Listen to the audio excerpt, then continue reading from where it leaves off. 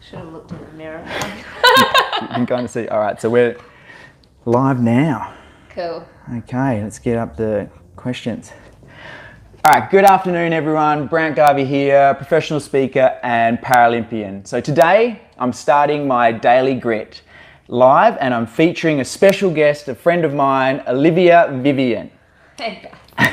And for those of you who don't know Liv, she is an Olympic and Commonwealth Games gymnast. She went to the 2008 Olympics and then also the 2014 Commonwealth Games where they won silver.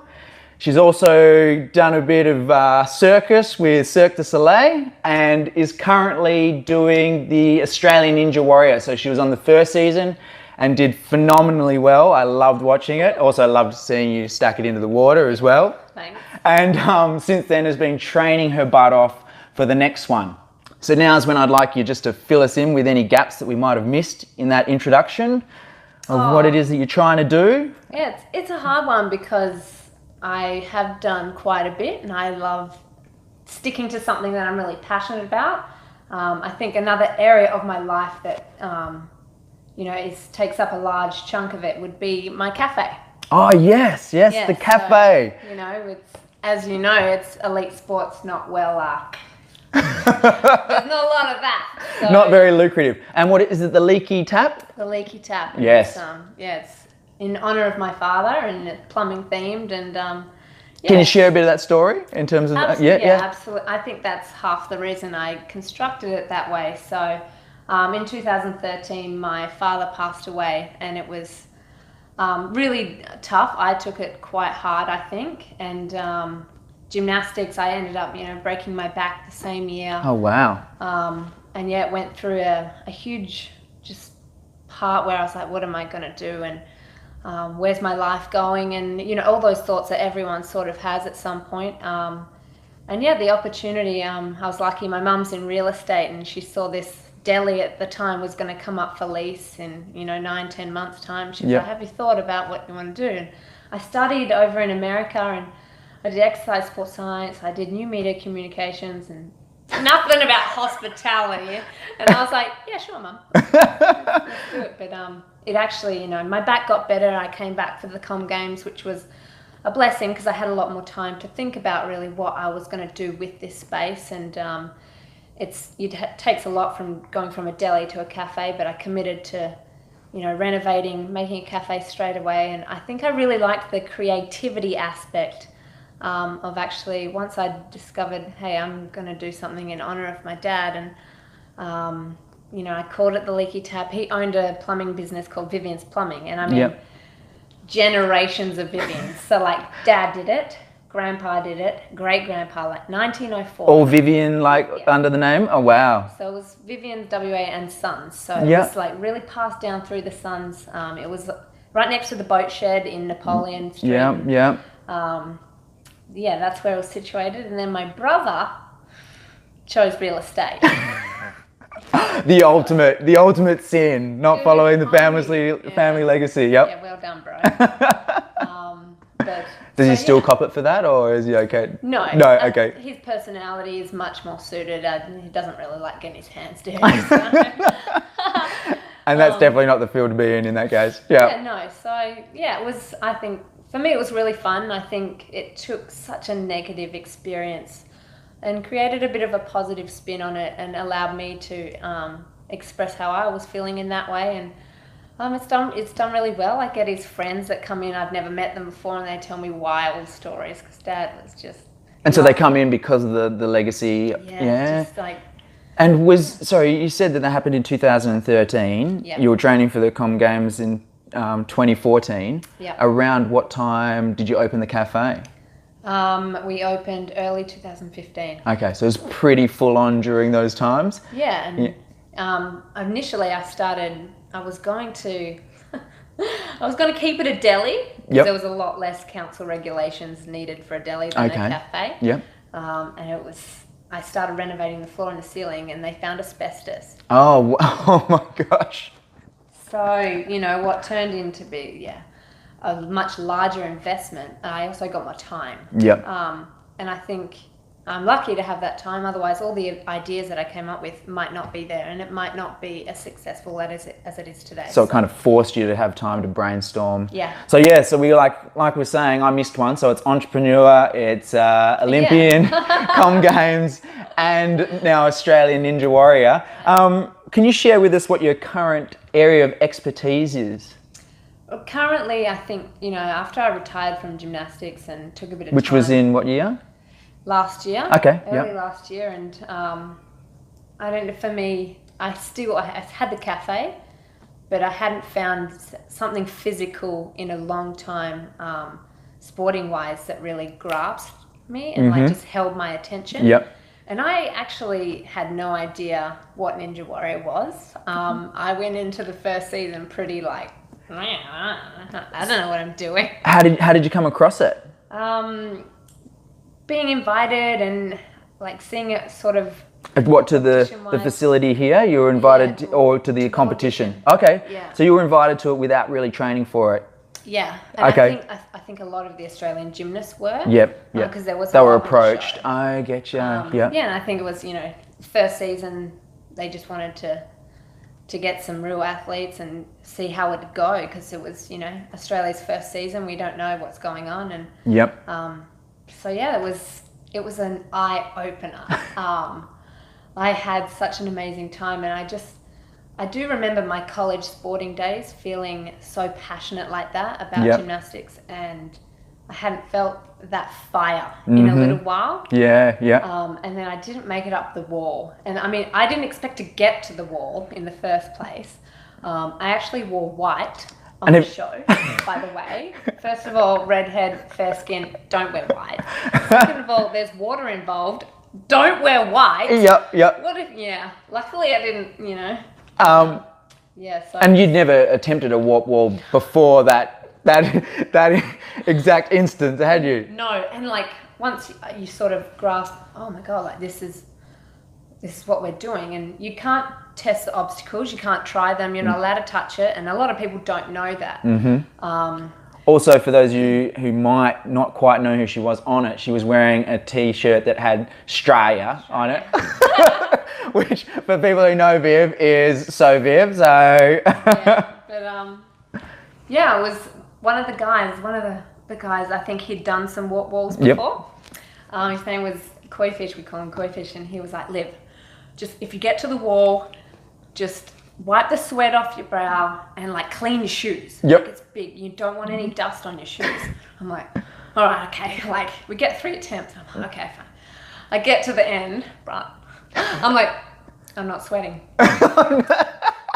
Not one bit of sweat. No. I don't know how you're not sweating after getting to that point. That seems physically impossible to me. Yeah, maybe I'm dehydrated. So yeah, I mean, really, I'm just fully invested in just self-improvement, really, and enjoying my exercise, and always pushing and trying to improve. And for those of you who want to see some of what Viv does, you've got to check out her Instagram. Honestly, it's the most entertaining Instagram account I've ever seen. What, is it just under your name? Yeah, Olivia Vivian. Yeah, you've got to watch it. Some of the stuff is absolutely incredible and puts most of us to shame.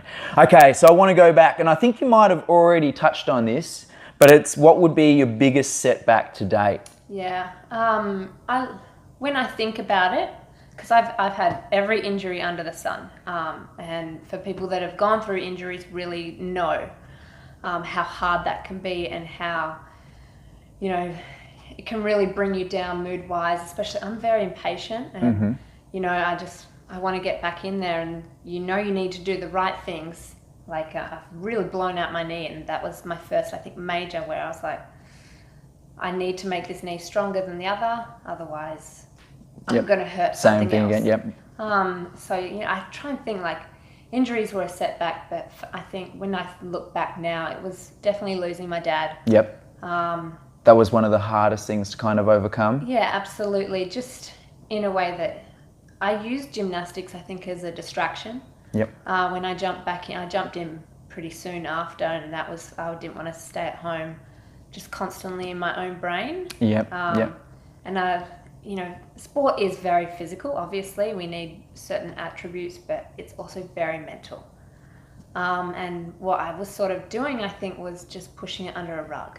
And I mean, there's not too many people that experienced what you did at that age in their life either. Yeah, I mean, a lot of people will go through their own experiences of something. So, yeah, I think just losing him, and, you know, like, it's never going to be perfect. You know, I still look back and you have, you know, these thoughts, but I'm much better at understanding that, you know, I've just sort of got to take his legacy and put it in my own life, and just be grateful for what I do have. Like, I've got my mum, and she's phenomenal. I wouldn't be where I am today without her. And so I look back in reflection, and, you know, I appreciate everything I learnt through Dad and the time I had, but you know, it keeps me grateful for what I do have. And so, yeah, it helped me grow as a person. It's not an easy process, but I think it was a big life setback that I needed, you know. And I'm sure it gives a lot of things perspective too. I mean, stops you kind of sweating the small stuff. Yeah, like when you lose your phone, you lose your contact. Yeah, I mean, it doesn't really compare, does it? It's not great, but it does, yeah. Yeah. So. Okay, next, I want to know what your biggest breakthrough moment was. So something, you know, your biggest success. That's a real tough one, because I've had a lot of goals and really attacked it. I think a big lesson for me that turned out to be really successful and a positive for me was right leading up to the Olympic Games. So, you know, I started when I was 7.5, almost 8 years old in this sport. I know it's crazy to think that discipline at that age, but go on. I mean, I did it because I'm a monkey and I just loved it. Love swinging on stuff. Absolute airhead. The Olympic rings were up in the gym for a good 6 years before I noticed. But I think I was about 12 years old when I was like, wow, I want to be an Olympian. I want to go to the Olympics in gymnastics. And it became realistic when I first made my first world champ team. Yeah. That was 3 years before the Olympics. Then timing, yeah. Yeah, right. It's all like heading in the same path. Made my second in 2006. And then what happened with me was I'd been national champion on the uneven bars, so the monkey event was my pet event. And I'd been national champion 5 times, and I got lazy and I got complacent. Big time. Like, I would come to training. I'd always come to training. I'd always show up, but I was physically there, but mentally elsewhere. Checked out, yeah. Doing the bare minimum, and in strength, if like the coaches weren't watching, I'd be like, yeah, I've done it. And what age are we talking at here? We're talking around 17. Okay. So you're starting to come into that more of an adult type attitude. You know, like you're noticing the boys at school and, you know, other things going on. So, you know, it's that life. And then 2007, so the year before the Olympics, I went to the trials, expected to be named on the team, and I missed out. Okay. And I fully didn't understand it, because I thought what I was doing was normal, and that was the right thing. And it was a smack in the face. Yep, a bit of a wake-up call. Yeah. And I actually had the psychologist at WACE after I'd taken the time to just accept that I was not on that team. Like, you know, it's that stage, it's going through the stages. And once I'd accepted it, wow, like this reality, I'm not on this team 1 year before the Olympic Games. We discovered that I wasn't going 100% in training. So I wasn't committing myself out of the fear of failing. Yeah, okay. So, you know, we discovered and that was something that was completely hidden to you. Yes, yeah. Because I thought what I was doing was routine. It was so routine. It was normal. Yep. And so the thought of committing myself 100% and not making it was very scary. Yeah, yeah. And if I'd only given 60, 70% in training and missed out, well, I had an excuse. Yep. I think most of us have been in that position where we hold back because that's our protection. Yes, absolutely. And so I think, you know, once I verbally committed, okay, because he was so just like punch in the guts. He was like, you're either 100% in, get the fuck out. And this is the psych? Yeah. And, you know, like, it's a reality check, and and scary. And I was like, okay, I'm going to do it. I'm going to commit 100%. And so I lost the boyfriend. You know, like I started going to bed normal hours. I changed my diet. But the hardest thing was actually coming to training and, you know, trying to get in a routine of, you know, being there, giving everything I've got, focusing when I'm there. That was, yeah.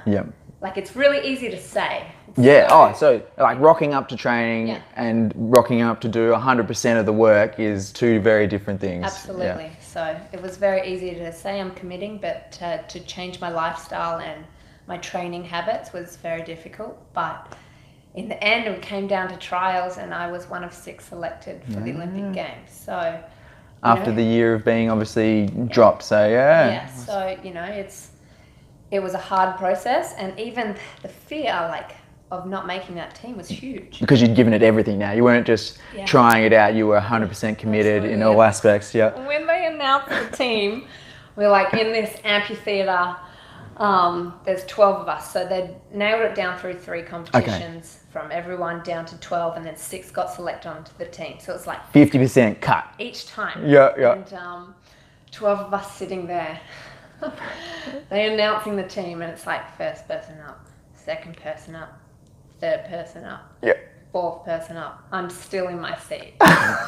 So like when I explain it to people, and I'm like, you've got butterflies. You've had butterflies when you're nervous. I had dragons.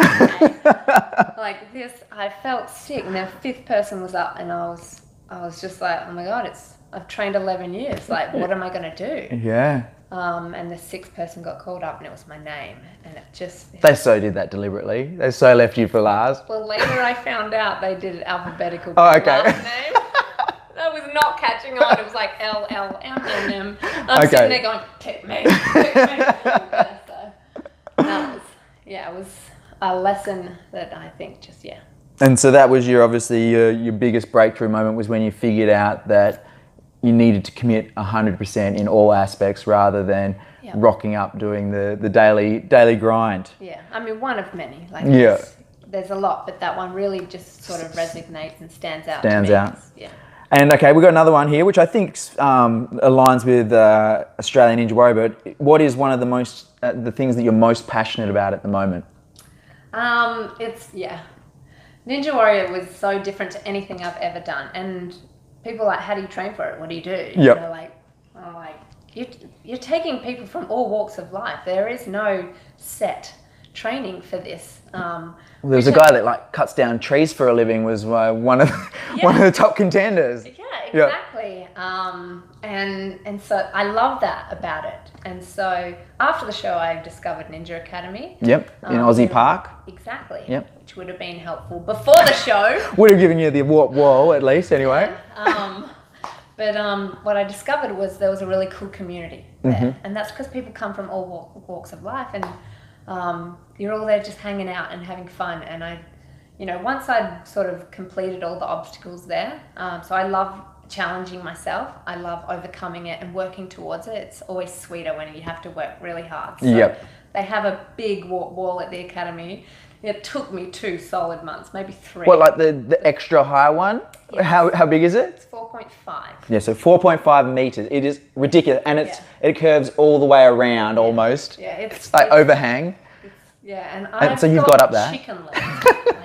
And what's your height? You're like 5'5", are you? Or? Yeah, around there. It's like, I mean, I'm a bar specialist. I love swinging. It comes to the vault in gymnastics. No, I run like a deer. That's not happening.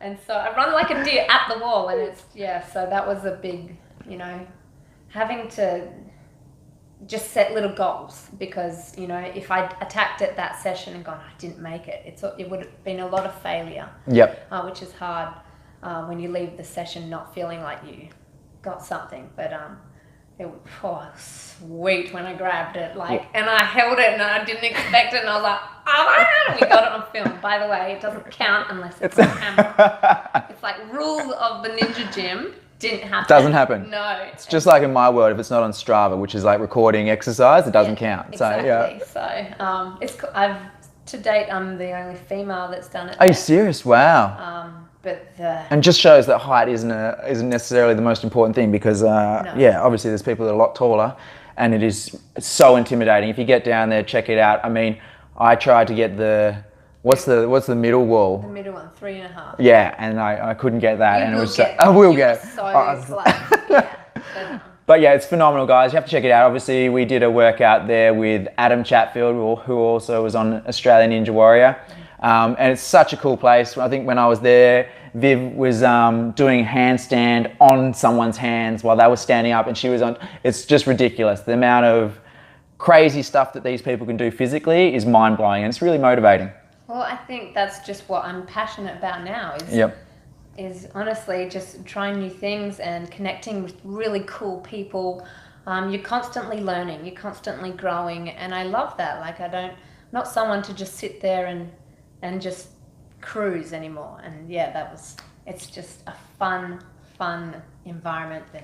Yeah, really great vibe. Everyone seems to be really physically and mentally healthy. I think it's because they all get to do something together and they obviously stay fit at the same time. Yeah. All right, I want to know, which is probably similar to something that I asked you before, but what was kind of holding you back from doing what you wanted to do? Would you reckon that was that whole mental shift that you had to make about commitment and not being afraid to fail?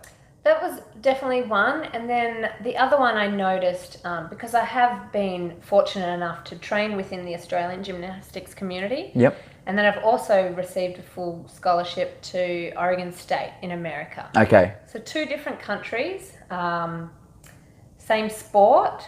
America is #1 in the world in gymnastics. And I mean, being completely honest with you, after Beijing, I could have quit gymnastics. It wasn't something I was passionate about at all. I just wanted to reach the Olympics, and it was sort of, I was just going through the motions and to get that goal. I didn't love showing up to training. And so I already signed my scholarship. So I knew I was going over there, and I headed over there, and the first year was just so changing in my attitude. They would show up to training and it was the highlight of the day. Everyone was there as a team, so it wasn't so much individual. Like, sure, we in gymnastics here, we go to events as a team, but it doesn't really feel like a team. You just feel like 6 individuals still trying to compete for their spot. And so it's a very selfish route they have here. And you think that's a cultural thing? Maybe. Maybe, but yeah, it was, looking back now, I didn't enjoy it. But I went to America, and it is team. It's like everything you do is for your team. Even though you're up on the beam one at a time, you feel the team there, and it was very hard mental flip to go, because I used to be a bit nervous and scared in competition. And for 13 weeks, you're competing every weekend, and it was the best part of the week. Okay, so they approached competition as the celebration. Because I mean, hours and hours and hours of exercises that you don't necessarily love doing, but you do it for the result. It was like, right, like, we're on the floor, like, let's celebrate all those rope climbs, let's show off what those squats produce. Like, it was completely a different way to approach it. So yeah, I definitely think just a bit of a mental approach was I think it makes it a lot more enjoyable when you realise that, like, for us it's the racing, for you it's the competition is the fun part. The training day in and day out you do because you want to be the best when it comes to the fun part. Yeah, and that's a really interesting point, being the best. So in Australia, when we weren't the best at gymnastics, in fact, like in Beijing, we came 6th as a team, and still to date it's the highest team result at an Olympic Games. Like, we've never won an Olympic medal.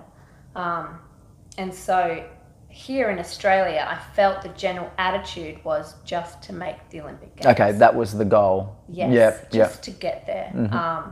It was the 2 World Championships where that woke me up a little bit. You see what the rest of the world are doing, and it's really motivating, but we weren't traveling very often. We didn't get those international comps under our belt consistently, so you weren't really motivated and inspired that way.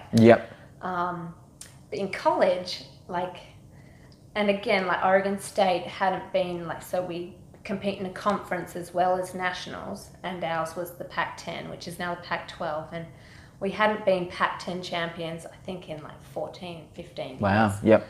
UCLA were always the top dogs. Yep. And I remember when we went in as a team, we had some like a team psych come like do some activities, and she forced us to say, we're going to be champions. We're going to be Pac-10 champions. In fact, she forced us to say we're going to be national champions. Yep. A thought that had not, it was not normal, like to be the best. Like it was out of your comfort zone to say that, basically. Yep. Exactly.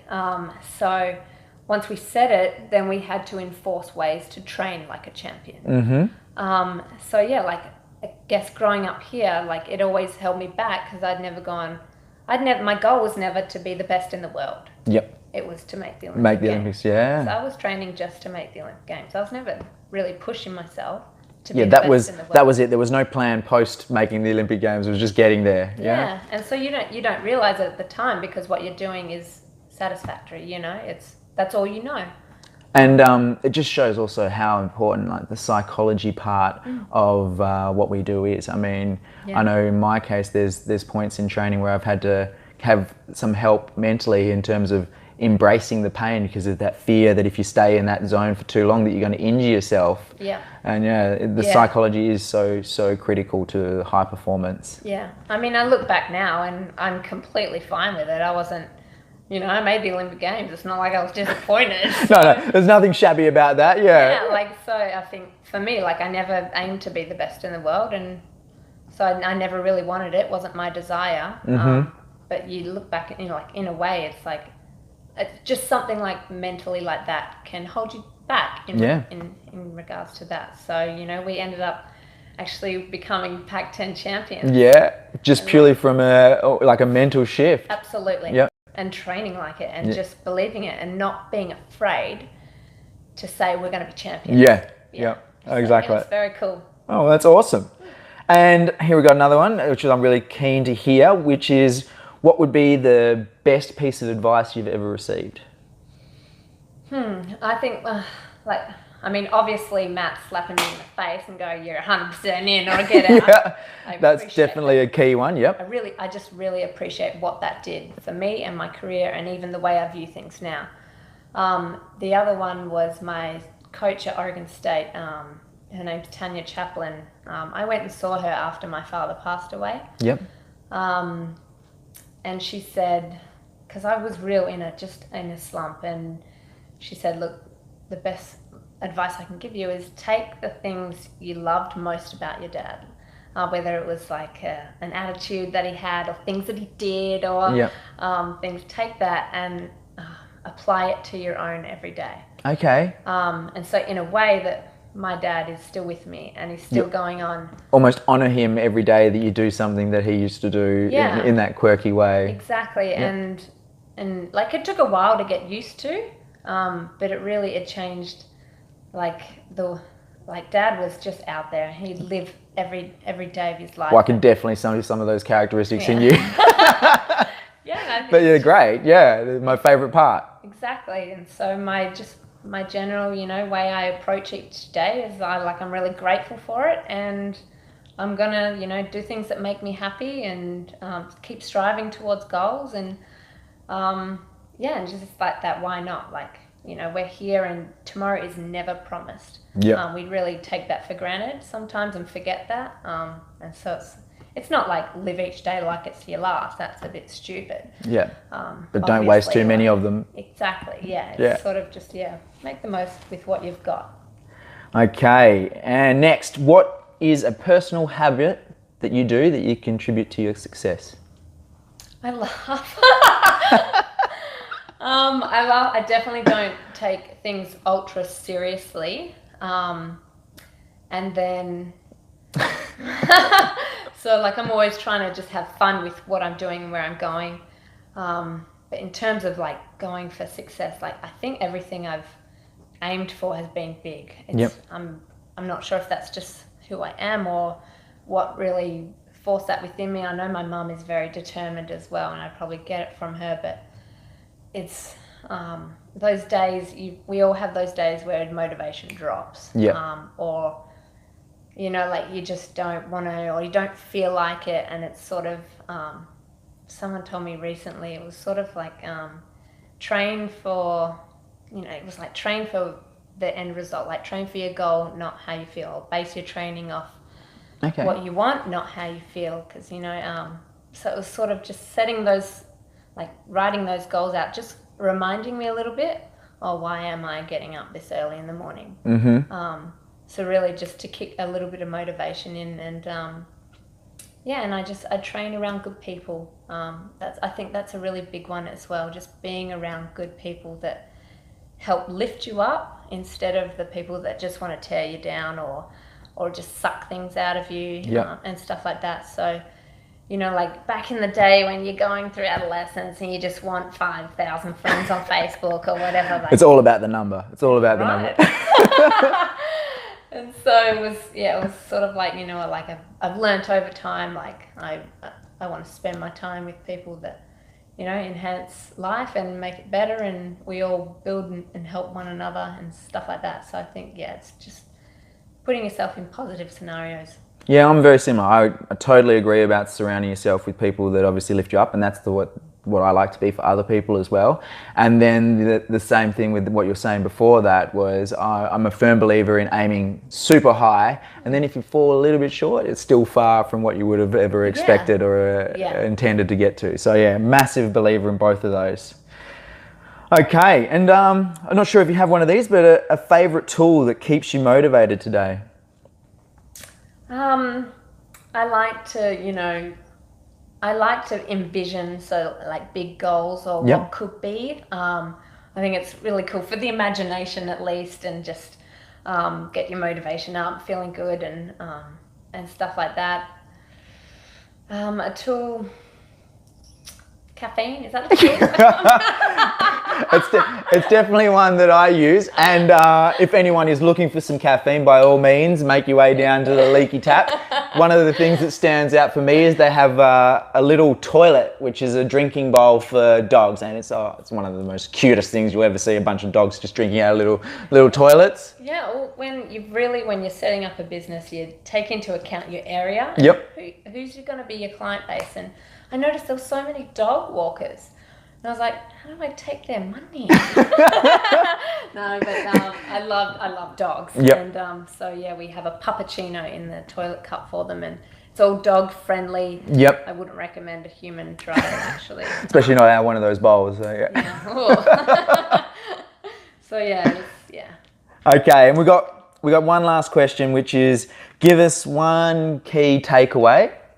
And then the best way for all the viewers to connect with you and follow your journey, and hopefully get to see you on the second season of Australian Ninja Warrior. Yeah, can't say it. Just have to watch the show. I hope. Fingers crossed, because it was amazing the first time. Yeah. I mean, ultimately, I'd like to tell people to not be scared to aim high. Yep. But I think the biggest thing I've discovered through my own journey, and then as a business owner actually dealing with staff, I call it the Disney generation. Okay. So, you know. This is your philosophy? Yes. Yep, cool. Disney generation. This is Vivian's philosophy. Okay. But, and I was in the Disney channel. I love Disney movies. But so we've been told, and we've been made to believe that we can achieve anything. Yep. Right? And you can have these goals, and, you know, if you want them so much, you can have anything that you set want. your mind to, yeah. I feel like the message in between that's been missed out is you need to work hard. You need to work hard for it, and not just a little bit. No, phenomenal amount. Exactly, and I feel like that's been skipped over a little bit, and it's not all magic. It doesn't just happen. It's, you know, we don't get there. We're not always in a Disney movie, so I find that with a lot of staff, you know, they want the money, or they expect this position or stuff like that, but they forget that they have to work hard, they have to show up, they have to be present in the moment and do more than what other people are doing. Absolutely. It was sort of, if you have two people with the same, you know, skill level, like, it's like, what makes the difference? And it's that person that wants to go the extra mile, or has that passion that makes them, you know, apply themselves more. So yeah, it's remembering that, you know, those goals are amazing, and they do feel so good when you get there. But you've got to work through it. You've got to grind, and there's not easy days. Yep. And it's just getting through those hard days and sticking to it, and finding the best management system for you as well, because, you know, there is overtraining and what that can lead to as well. Yeah. So, but yeah, it is. It's all about, you know, working hard, but also smart, not just working hard for working hard's sake. And one of the main reasons that I called this show Daily Grit was because I'm really passionate about the long-term goal. So, you know, there's obviously the short-term ones, but it's about being able to stay true to the 4, the 8, the 10-year goal, and staying true and doing the work day in and day out. And so that's why Daily Grit was created. That's why I wanted to get awesome people like yourself down to share your story. Yeah. And the reason I chose Facebook Live as the platform was because I wanted it to be filter free. I wanted it to be real. I didn't want it to be that usual polished Instagram post where everybody looks amazing and in the most edit that out. no, we can't. And the most beautiful part of the world. So I love that fact of it. And please let us know how we can connect with you so people can follow you. Yeah, like I've got to, like, I'll be honest, I'm not really on Facebook a lot. I don't have the time that I used to when I was just doing gymnastics. Instagram's a big one. That's where you're mainly on? Yeah. And you do like a lot of posts doing some crazy stuff, like I said. So definitely get to our Instagram account, check out, follow, and then give us some support leading into, hopefully, the next Australian Ninja Warrior. Yeah, I mean, you can always DM me. Like, I do read them. She does. She read mine. I know, eventually. Thank you again so much for coming down. Cool. Thank you guys for tuning in. Now, this is going to happen weekly. It's going to be on Monday every week at 4 p.m. West Australian time. I'll see you next week.